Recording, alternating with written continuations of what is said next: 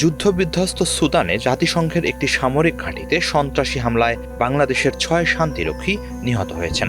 ১৩ December দেশটির মধ্যাঞ্চলীয় Kordofan অঞ্চলের কাদুগলি শহরে জাতিসংঘের শান্তিরক্ষা মিশনের লজিস্টিক্স ঘাঁটিতে ওই হামলা হয়। এক বিবৃতিতে এ তথ্য নিশ্চিত করেছেন জাতিসংঘের মহাসচিব আন্তোনিও গুতেরেস। ওই হামলার তীব্র নিন্দা জানিয়ে এর যথাযথ জবাবদিহিতা নিশ্চিতের আশ্বাস দিয়েছেন তিনি।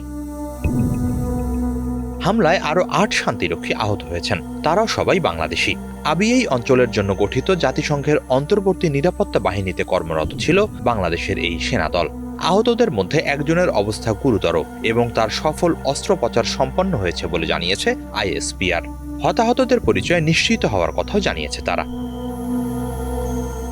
ভয়াবহ এই হামলার জন্য আধা সামরিক বাহিনী র্যাপিড সাপোর্ট ফোর্সেস RSF কে দায়ী করেছে সুদানের সেনাবাহিনী। গত 2 বছরেরও বেশি সময় ধরে গৃহযুদ্ধ চলছে সেনাবাহিনী ও বিদ্রোহী RSF এর মধ্যে। এ বিষয়ে এক বিবৃতিতে সুদানের সেনাবাহিনী জানিয়েছে, এই হামলা স্পষ্টভাবে বিদ্রোহী মিলিশিয়া ও তাদের মদতদাতাদের ষড়যন্ত্রমূলক মনোভাব প্রকাশ করে। শেষ খবর পর্যন্ত এ বিষয়ে RSF এর পক্ষ থেকে কোনো মন্তব্য পাওয়া যায়নি। এ হামলার বিরুদ্ধে কড়া হুঁশিয়ারি জানিয়ে জাতিসংঘ মহাসচিব বলেছেন, জাতিসংঘের শান্তিরক্ষীদের লক্ষ্য করে হামলা আন্তর্জাতিক আইনের আওতায় যুদ্ধাপরাধ হিসেবে বিবেচিত হতে পারে। দক্ষিণ কর্দোফানে শান্তিরক্ষীদের ওপর হামলা কোনোভাবেই গ্রহণযোগ্য নয়। এর জন্য জবাবদিহি নিশ্চিত করতে হবে। কিভাবে এই হামলা হয়েছে সে প্রসঙ্গে এক বিবৃতিতে সুদানের সেনাবাহিনী জানিয়েছে, এই হামলায় একটি বিশেষ ড্রোন ব্যবহার করেছে RSF। সেটিকে কাদুগলি শহরে জাতিসংঘ মিশনের সদর দপ্তরের কাছে উড়িয়ে নেওয়া হয়।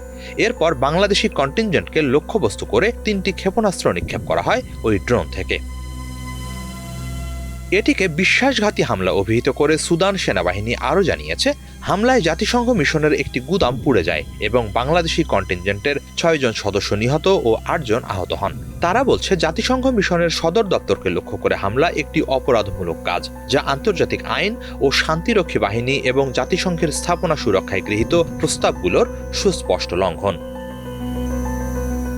সুদানের অন্তর্বর্তীকালীন সার্বভৌমত্ব পরিষদ বলেছে, জাতিসংঘের স্থাপনা লক্ষ্য করে হামলা বিপজ্জনকভাবে উত্তেজনা বৃদ্ধিতে উস্কানি এবং অপরাধমূলক আচরণ, যা একটি সংগঠিত সন্ত্রাসী কর্মকাণ্ডের শামিল। এটি সুস্পষ্টভাবে আন্তর্জাতিক আইনের প্রতি অবজ্ঞা এবং মানবিক ও আন্তর্জাতিক মিশনের কার্যক্রমের জন্য সরাসরি হুমকি। পরিষদ এই হামলার জন্য RSF কে সম্পূর্ণভাবে দায়ী করেছে। এর বিরুদ্ধে প্রতিরোধমূলক ব্যবস্থা গ্রহণ এবং আন্তর্জাতিক আইনের আওতায় অপরাধীদের জবাবদিহি নিশ্চিতের আহ্বান জানিয়েছে তারা। আন্তর্জাতিক গণমাধ্যম আনাদুলু এজেন্সি জানিয়েছে, আবিএই অঞ্চলে মোতায়েন জাতিসংঘ মিশনের ওপর এটিই প্রথম এ ধরনের হামলা। এদিকে বাংলাদেশি শান্তিরক্ষীদের হতাহতের ঘটনায় গভীর শোক ও উদ্বেগ জানিয়েছেন অন্তর্বর্তীকালীন সরকারের প্রধান উপদেষ্টা প্রফেসর মোহাম্মদ ইউনুস।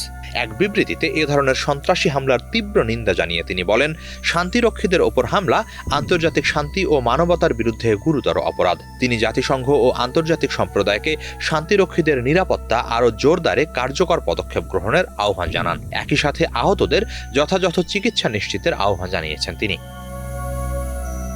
নিহত শান্তিরক্ষীদের মরদেহ দ্রুত দেশে ফিরিয়ে আনা এবং আহতদের সুচিকিৎসা নিশ্চিত করতে বাংলাদেশ সরকার জাতিসংঘের সঙ্গে ঘনিষ্ঠভাবে যোগাযোগ চালিয়ে যাবে বলেও বিবৃতিতে জানিয়েছেন প্রধান উপদেষ্টা। হিজল জোবায়ের, বাংলা ভিশন।